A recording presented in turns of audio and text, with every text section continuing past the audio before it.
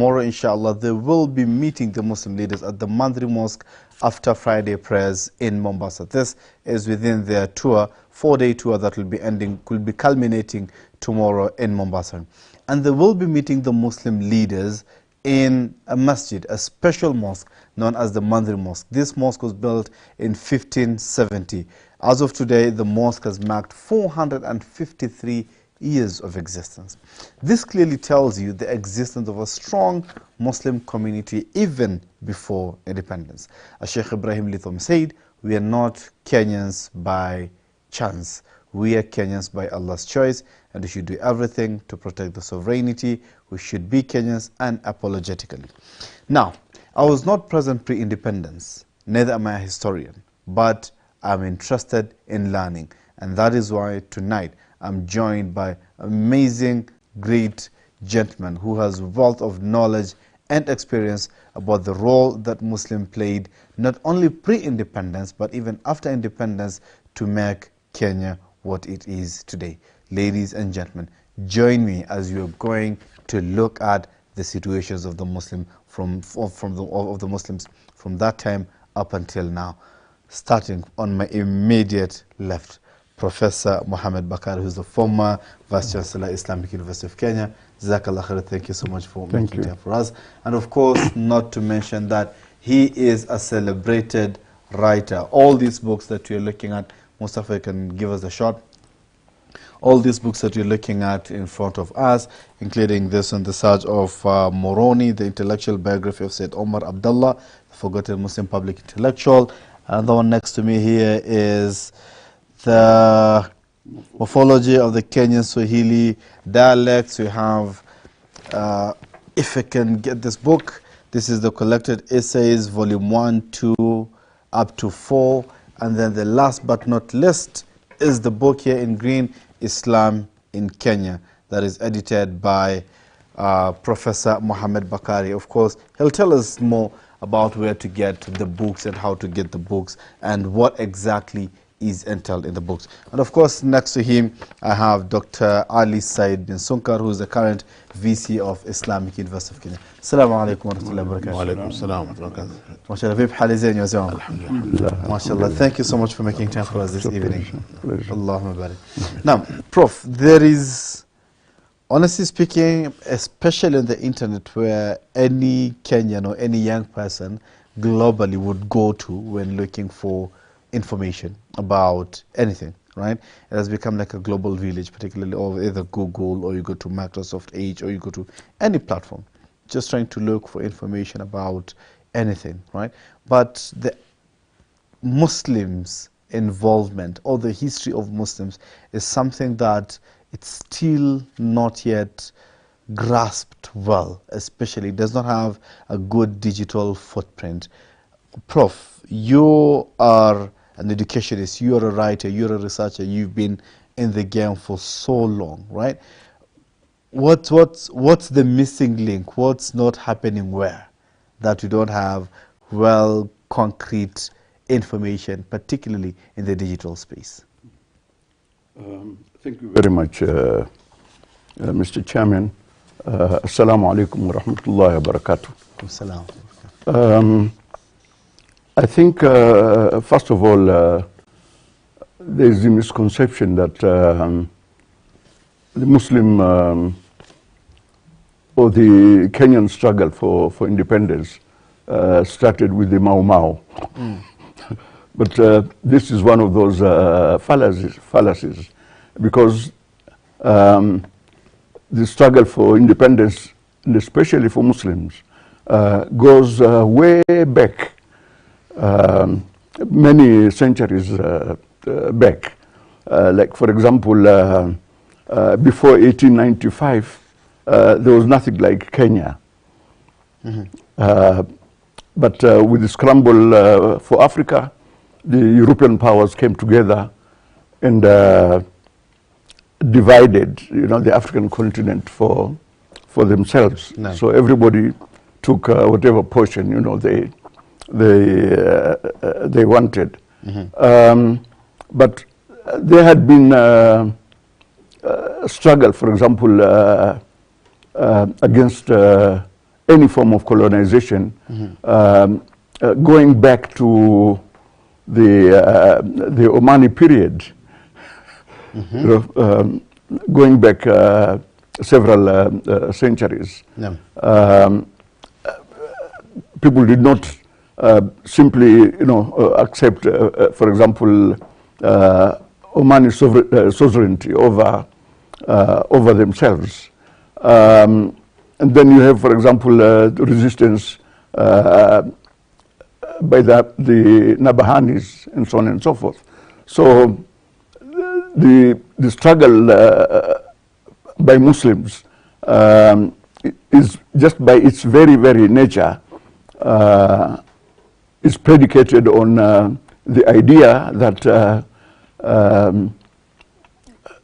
you know, Muslims are a minority, which they actually, to a certain extent, they are, and to a certain extent, they really are not.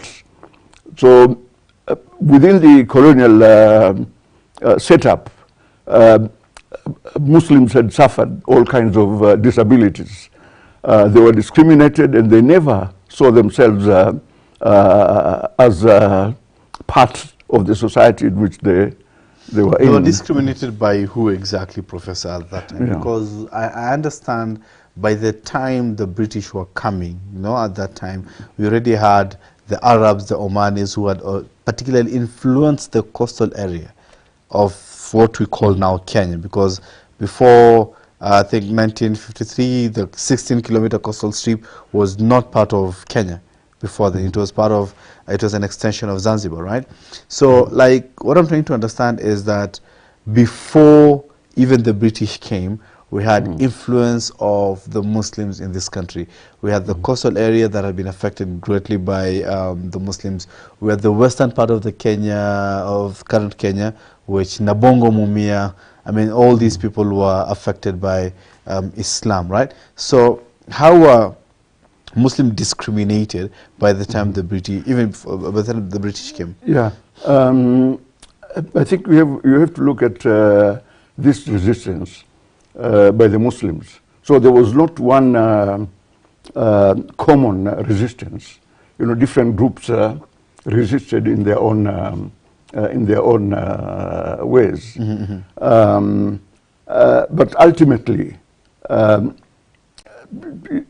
it became necessary, you know, for them to present a common front in order to make sure that they are not excluded. And I think this was something that they struggled for until almost close to Kenyan independence.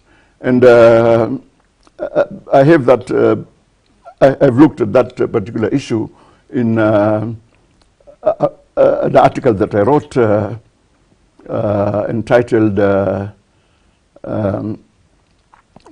Place at the Table, the political integration of Muslims in Kenya up to 1963, and then beyond that. So this is something that I have tackled, you know, in the essays here, and many of these issues I have gone through. So we cannot say, you know, that there was just one concerted effort by everybody. Like, for example, the Somalis resisted for completely different reasons from those of other groups. And there's a very interesting article, I think you will see this in Islam in Kenya, by Makoha, in which he looks at the Somali resistance, okay, you know, towards the colonial yeah, okay. Because they never imagined themselves, you know, they wanted to be part of the larger Somali nation, as they put it. Okay. And for them, you know, it was unimaginable that Muslims can be dominated by non-Muslims. Okay. You know, so again, if you go to Islam in Kenya, you know, there's that wonderful Give a broad perspective. article. Yes, Yeah. absolutely, yeah. Thank you so much. And Dr. Ali bin Sunkar, I want to loop you in. I mean, this topic tonight has been inspired by the visit of King Charles and Queen Camilla. And of course, we saw during the state banquet, I mean, he expressed regret of what transpired during the colonial period, right?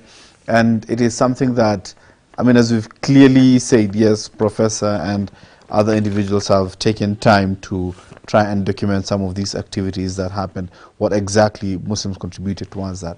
But, I mean, prominently, Muslims are not featured. So first, from your understanding, right, this whole struggle towards independence or towards freedom of Kenya, right, and the role that Muslims played, how does it translate to you? And from the information, because it's all about sharing experiences, right, from your perspective, how did Muslims contribute towards a free Kenya today? Thank you very much. Assalamu alaikum wa rahmatullahi wa barakatuh. Assalam. I began from your question in relation to Prince Charles' visit now in Mombasa, as you've just said, and the fact that tomorrow he will feature at Masjid al-Mandri. Why he chose that masjid, that masjid is very peculiar due to its long and deep history, which is an indicative of long presence of the Muslim community in this part of the country known as Kenya today. Of course, that masjid, along with so many other structures in Mombasa and along the coastal area, not only the masjid, the buildings, the homes, and all the amenities of a people, of a community who are well trenched into a civilization that is spanning over more than 1,000 years. Some buildings in Mombasa and in Lamu, which are still existing today, they date back to like 800, 900, even 1,000 years ago. That means the whole area, which is largely known as a Muslim populated area, that area has deep history, deep culture, deep civilization. And it is that civilization that has extended its roots elsewhere in other parts or newer parts of the Republic. Now, I want to say one thing about the Muslim community, wherever they are, historically, influenced by their faith. Muslims are known to be very peaceful people. Of course, we understand the word Islam itself is a root word of salama in Arabic or in Kiswahili as well, salama. Salama, Amani. So this is the nature of Muslims. Wherever they are very peaceful, and they just focus on what they need to do for this life and also in preparing for the next life. But however, Muslims will not accept or tolerate any kind of injustice that can be meted out on them from whatever source. Muslim will have the tendency of removing that injustice or fighting back. Professor just mentioned back in history that the struggle for independence did not start with Mau Mau or the last years of British colonial rule. Muslims have been fighting for injustice deep back in history. When the Portuguese invaded this area, it was Muslims actually who stood and fought. Actually, the old name of Mombasa, which is Mvita, it came as a result of heavy and persistent fighting back for justice. Hence the name Mvita, a place of Vita. Because Muslims in that area will never accept a foreign invader, not because that foreigner was a non-Muslim, but because Portuguese did not come with good intention. So at that time they were fighting the Portuguese in Mvita at that time, yeah, which is current day Mombasa. Actually, it's not only in Mvita, it was in the whole coastal area of Kenya as well as Tanzania, because the Portuguese mission came all the way from the south, Mozambique, coming to Pemba, to Zanzibar, to Mombasa, to Lamu. They reached even to Mogadishu, to Oman, and found their way after that to India. So when Muslims of Kenya coast were unable to fight or to defeat the Portuguese, because there were many battles fighting, so eventually they sought help or assistance from Omanis who came and fought along with the Muslims of the coast. So it is in the nature of Muslims to exhibit both the peaceful nature when things are okay, but not to accept any kind of injustice. Now, now this happened later on when the new colonial powers came back to the area, as Professor mentioned, during the so-called the scramble for Africa.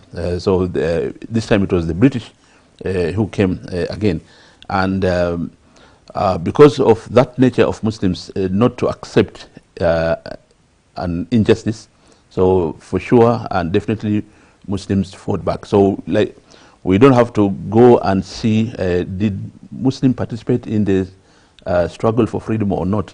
For sure Muslims participated because it is in their nature. They could be the ones who sparked the resistance. And I'm saying this not only for, although tonight we are only focusing on Kenya, but this is the nature, even if you look at our neighboring country, Tanzania.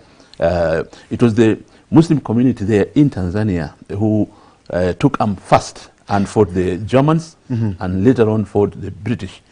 Why do you say it is Muslims who may have even sparked the resistance even in Kenya? Why would you say that? As I've said earlier, it is the nature of Muslims, both peaceful when someone comes in peace, and not to accept injustice when someone is trying to commit injustice. Interesting. There is the other point here, that both, for example, Nyerere and Kenyatta sought Muslim help. You know, so Muslims actually supported these leaders because the others had been compromised in one way or another. Because if you look at the history of our societies, you find that first there are what are called 3 C's. You know, you have conversion to Christianity, and then you have commerce, followed by commerce, and then after commerce, then you have complete colonization. Yes. Yeah. So. So the explorers, it was the explorers first, and then came the missionaries, and then now came the army. Yeah, absolutely. So this had been compromised, as it were. But Muslims, you know, because they were consistently discriminated against, they were never given the rights, and they were seen as a potential threat to the colonial system. There's a popular story about Kenyatta when he was being sought for by the British. He went to Kibra. There's a popular house that is existing until today, known as Nyumba Kubwa, that apparently he was hidden there, right? So this and that area is predominantly owned by Nubians. Even from that time, it's Nubians. So if you move around Kibra, that house is as is, the iron sheets and all that. And that was also the case with Mandela. Mandela was hidden and protected actually by Muslims. Yes. In fact, in one of the photographs, you will see Mandela. Behind Mandela is Allah. you know, inscription, you know, Allah, which actually meant that he was in a Muslim, house, environment. Interesting, interesting.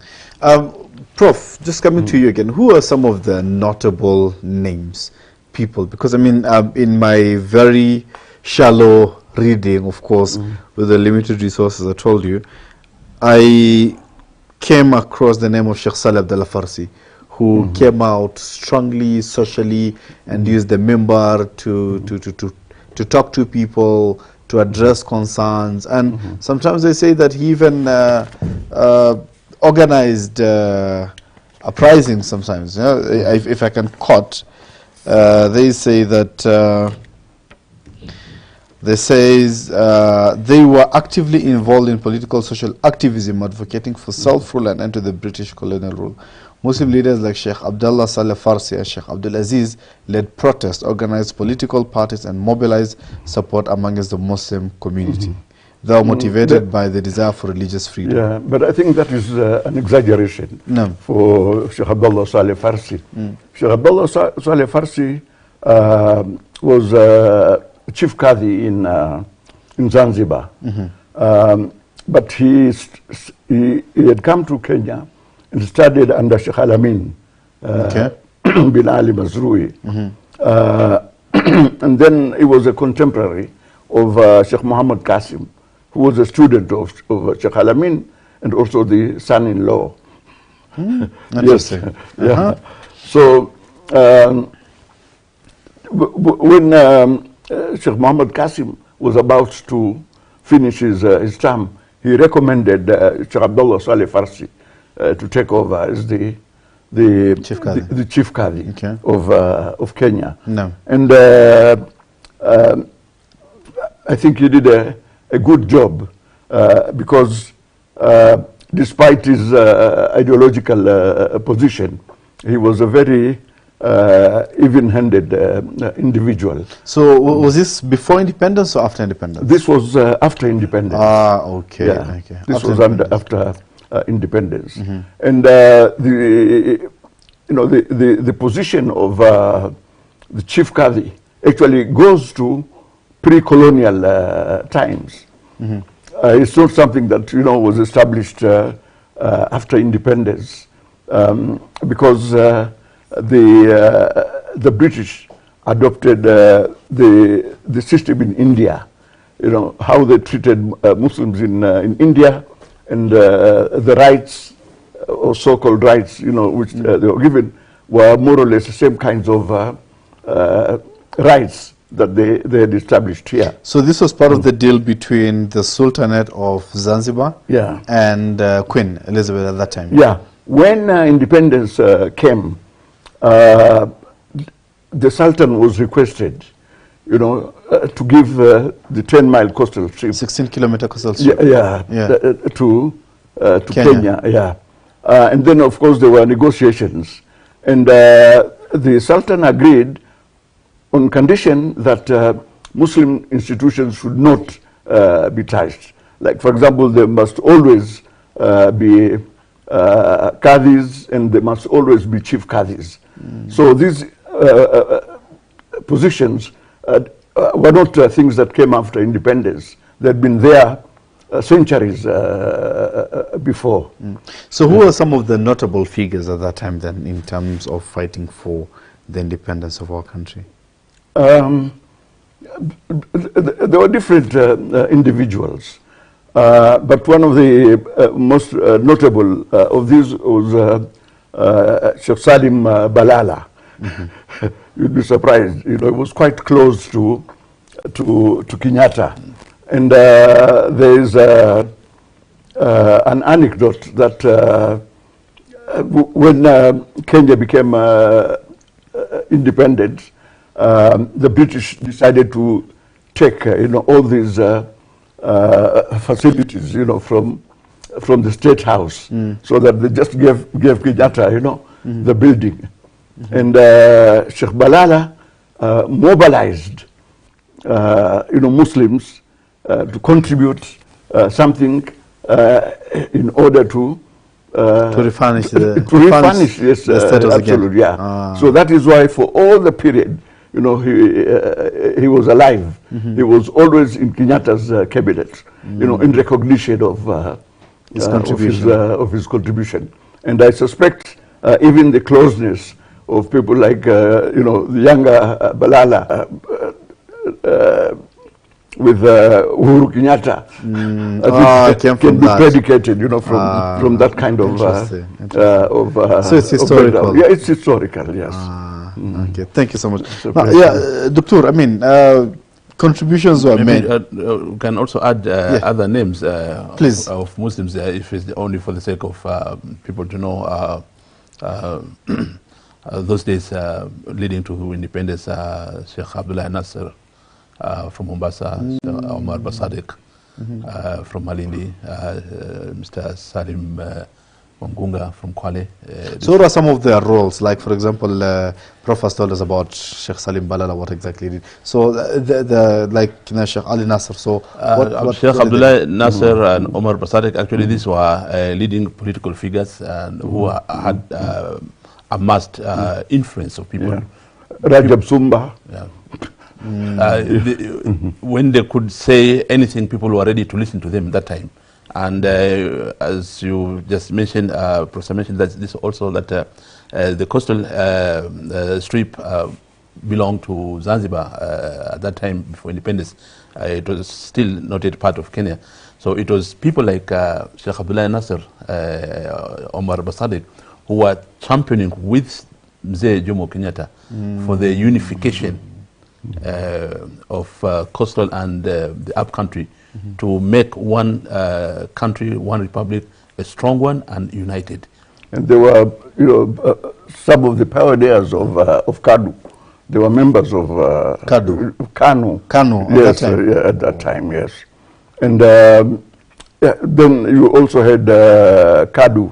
Yes. You know, that came by Ronald Ngala. Yeah, and then there's also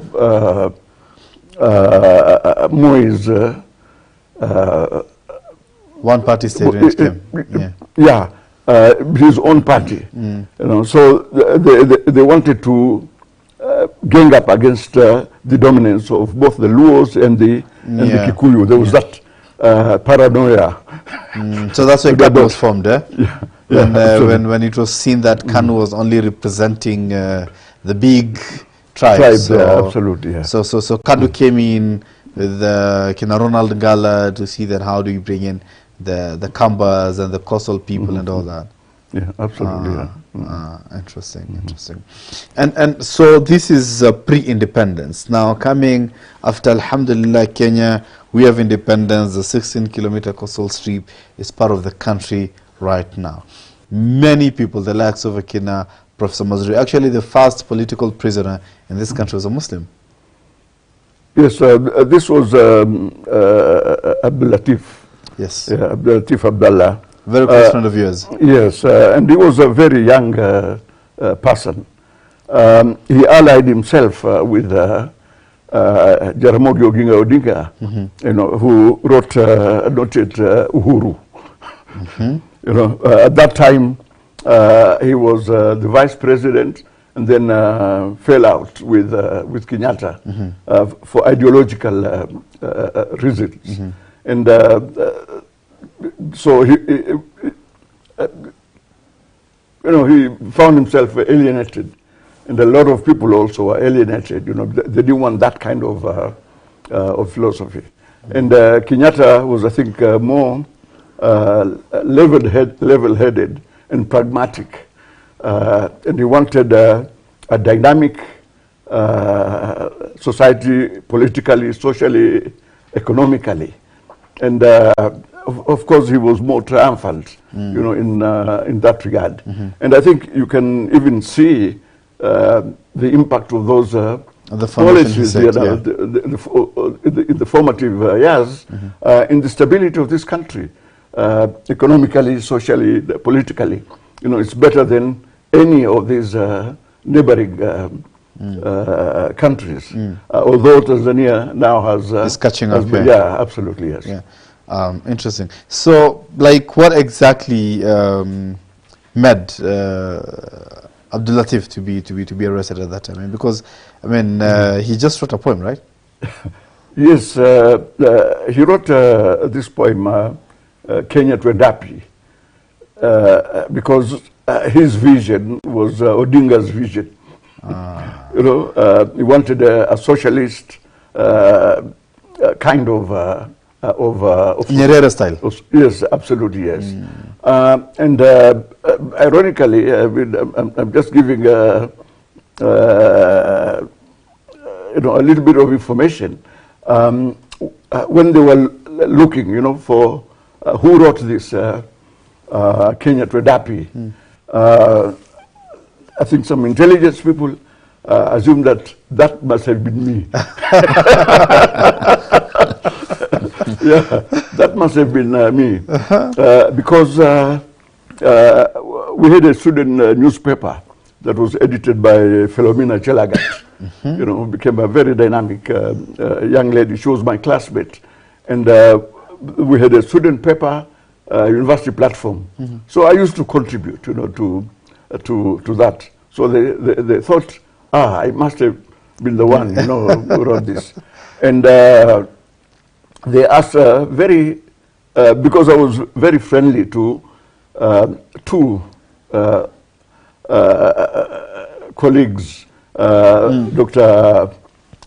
Mohammed Said Abdullah and now Professor Alwi Shatri. You know, and then when they asked, you know, Dr. Abdullah, you know, is it Mohammed Bakari, you know, who wrote this? Said no, it's impossible because we would definitely have known. And Abdul Latif later confessed that he was compromised by a relative of his, you know, Professor Mohammed Haidar, who was actually his uncle. You know, so that spared me because otherwise I would have been in enormous. It should have been a different story.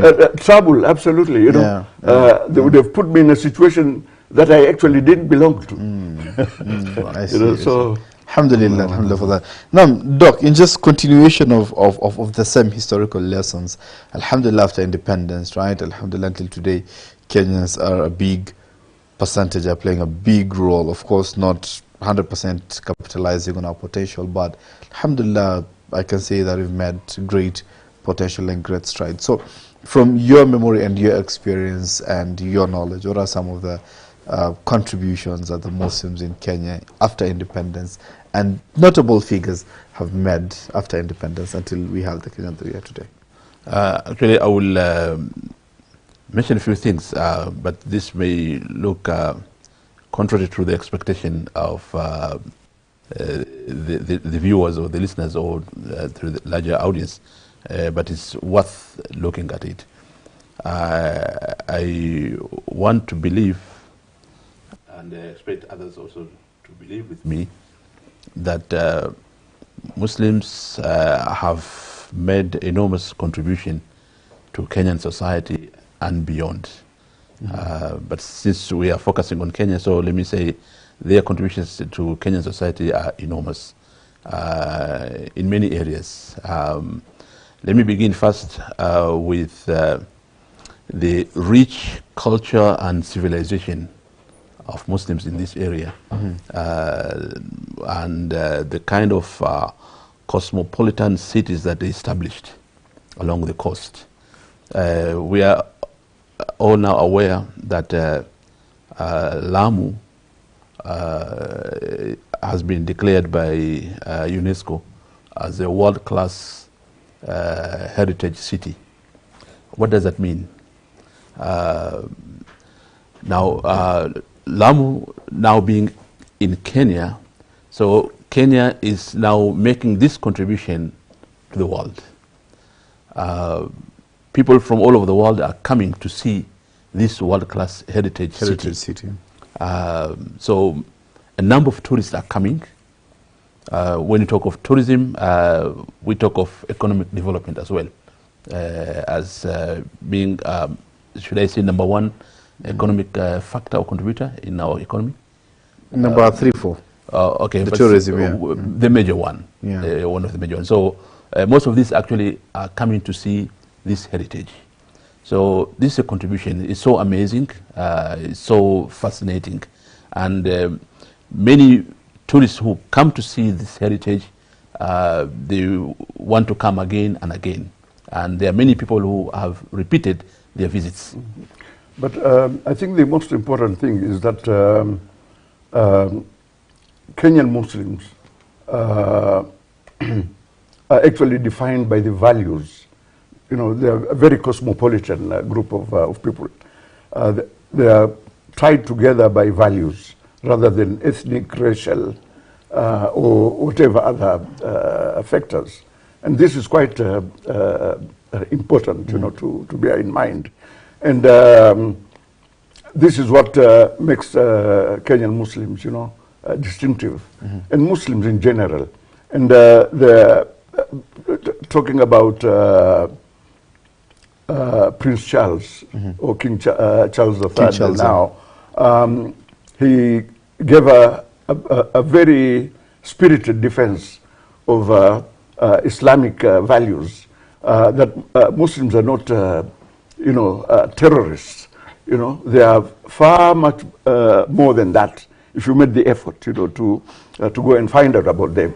And he gave an interesting lecture at the University of Oxford that was entitled Islam and the West, you know, which I would urge anybody to go and listen to that, because it talks about the mutual enrichment between Islam and non-Muslim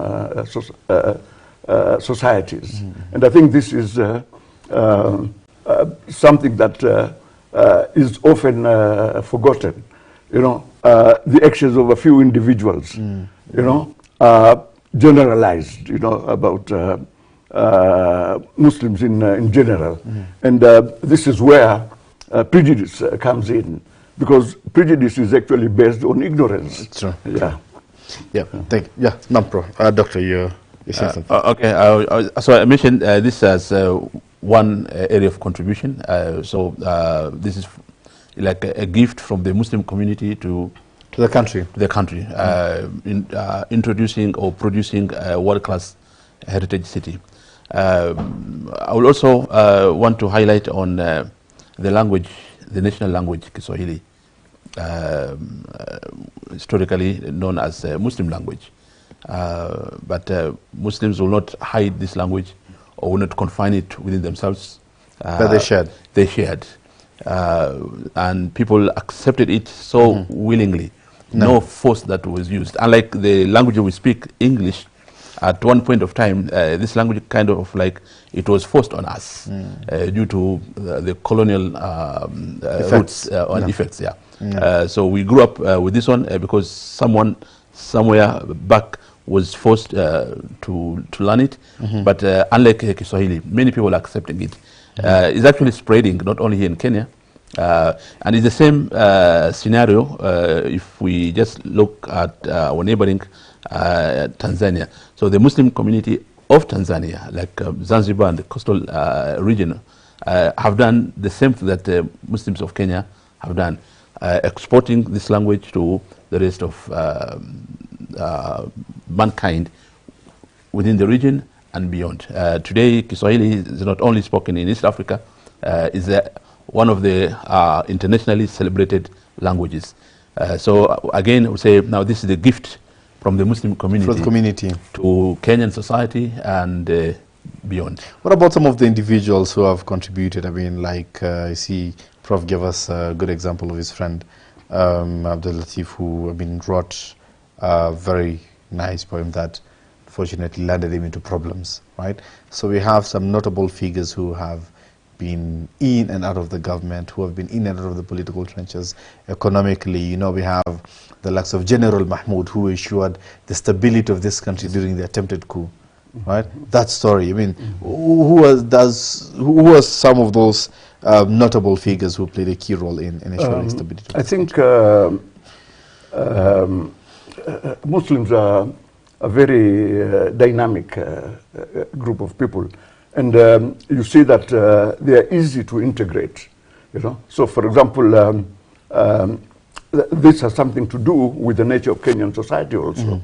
Like, for example, the Chief Justice of Kenya, you know, was a Muslim at one time, Willie Mutunga, yes. Yeah. You know, he's just one example of many of these Muslims who have played an important role, and they've been accepted in these societies. And this is part of this a place at the table, because they took the initiative of making sure that they are part and parcel of Kenyan society, that that they are not an oddity, you know. Although it is said, for example, that Muslims constitute 20% of the population, and then you know, 20% of the population people who follow traditional religion, and then 60% are Christians. You know, so in other words, they assume that anybody who was not a Muslim was just considered, you know, a Christian, you know, without actually being asked whether they really considered themselves, you know, as Christians. So I think it is this hijacking of you know, the narrative, you know, of the discourse, you know, that sort of distorts, you know, the reality as it is. Interesting. Now, Prof, before I let you go, you mentioned something. I think it's very important that we highlight about the role of General Mahmoud in bringing the stability, because the events of 1982, I think, if it were not for this general, we cannot imagine how Kenya could have been. The country was gone. Literally, it was gone. So here is the issue of honesty. How did he come about? I've had several versions of General, but I'd like to hear yours as well. As we're finalizing this show, please, very briefly. Yeah, I think you know, General Mohammed, you know, he was asked by Moi, you know, why did you come and because you know, he was almost overthrown. Why did you come to my aid? Because he said, I swore, you know, by holding the Quran, that I was going to be loyal to you. So I have to live up to these Islamic values. And that is the reason, you know, behind that. You know, because otherwise he would have just left him, and he had actually given up. Unfortunately, later, because of, again, fear of being overthrown again, you know, he began to become a little bit oppressive. Yeah, so I've had several versions of how this came about. I had the whole story started in KBC, and then there's some couple of bases, right? The army bases that started revolting and started taking orders from other sources. And the then president, Moi, he gave up. He knew that this was gone. Until General Mahmoud came back and said, no, we will take this. Even if it's a base after another, we will take this, you sit back and see us taking back our nation. Right? And then he started coordinating with the few lieutenants, taking back the bases one after another, went to KBC and announced, gave a counter announcement that, you know, the country is in stable hands, in the safe hands of Daniel Turu Teacher Pwani. Is that really what transpired at that time?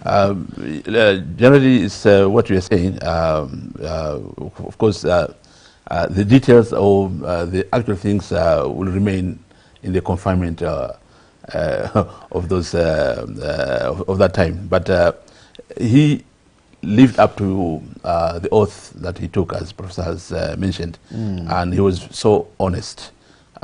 he did not allow people to go behind the establishment. And it's very true. President Moi could not believe. Actually, when he saw him, according to some narrations, when he saw him, he thought he has come to take over the power to pick him up and send him wherever he will be sent. And the most ironic thing was that Moi did not exactly like Muslims. I think because of his own socialization and his, education, because naturally many of these people are products of missionary institutions. So they have imbibed. He's a staunch Anglican, yes. So I think that partly explains, Interesting. some of these. Prof, where do you get your books? You'll get them with Noria bookstore. Noria bookstore. Yeah. And virtually almost all of these issues I have tackled in here. For example, a place at the table, the political integration of Muslims in Kenya, 1963 to 2007. And then you get the tyranny of nativism, the idea that some people see themselves as more citizens, than others. I look at these issues in here. Interesting. Yes, and another example is the sectarian transformation of Muslim society in Kenya between 1998 to 2018. That's another example. It's a huge compilation. Yeah, absolutely, yes. MashaAllah. So they're available on Noria bookstore? Yes, if you go to Noria, you'll get almost all of these. Another example is the historical and political backdrop to Islamic studies in Kenya. How Islamic studies. How it evolved. It evolved, yes. Yeah. And then the triple heritage in East African literature. The role of Islam in Muslim societies. Like what Doctor said about Swahili, the Swahili. Yeah, exactly. Yes. And this was something that I had co-authored with the late Professor Ali Mazrui.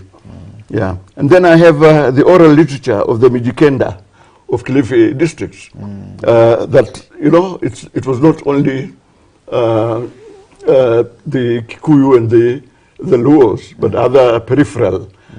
So in here you will see the role of Mekitelili. Mekitelili Omenza. Who resisted British colonialism, and mobilized her people. So you'll find almost all of this stuff in there. Can I just have a look at this? Here, Kenya's first political prisoner, the one, Abdul Latif. And then that's after independence, right? Yes. And then what next for African literatures? Because African literatures actually include also literature by Muslim writers and so on and so forth. So if you go to these collected essays, you will find almost all the necessary information. Thank you. Thank you so much, Prof. Now, Doc, your parting shot tonight about maybe a message to the Muslims about knowing their history and charting a rightful future for themselves. First, just one point to complement the discussion on the post-independence contribution. I'm looking at the multi-party politics that was brought back. I think we can recall the contribution of Ahmed Mahariz, I think among the 6 people who worked for the multi-party democracy in this country. I'll take that as another Muslim contribution to this country. If we believe multi-party was a good thing for our democracy. I mentioned the two areas of Muslim contribution to the Kenyan society. I would like to mention also, on a light note, the Swahili cuisine. Swahili cuisine is now very popular in this country and elsewhere, and the kind of food prepared, I think, are unique. Professor, one time during that online session from Zanzibar, you mentioned that even though it is believed that the Swahili cuisine is influenced by Indian and Arab, but now even the Indian themselves, or the Arabs, find the Swahili cuisine more delicious. Yeah. So now this is also another Muslim contribution to the Kenyan society to make people of Kenya enjoy their meals. Mashallah. Yeah. So and that's your parting shot, inshallah. Thank you so much. In the interest of time, I'm being told that we need to wrap up the show. I mean, amazing. Thank you so much, gentlemen, for that. Invaluable. I mean, it's amazing, great lessons that I was able to learn from you tonight here in the studio. And of course, so I hope you've also managed to gotten a thing or two from this amazing gentleman. We were supposed to be joined by Professor Hassan Mwakimako all the way from Mombasa, but again, because of instability of the internet caused by heavy rains here in Mombasa, we could not be able to get a stable internet connection for him to join us tonight. But inshallah, we will look for him one of these 5 days and have another exclusive with him. But again, from me here in studio, I really want to thank you so much, and I hope that you have learned. Remember to visit Nuria Bookstore and get yourself copies of this amazing collection of essays, of course compiled by Professor Bakari Mohammed. And if you want more information about what our Dr. Ali Sunkar mentioned, of course, he is the Vice Chancellor of Islamic University of Kenya. You can always pay him a visit and you will be able to get these lessons one-on-one. My name is Faisal Kassim from right here in Horizon TV studios, and I say Assalamu alaikum wa rahmatullahi wa barakatuh.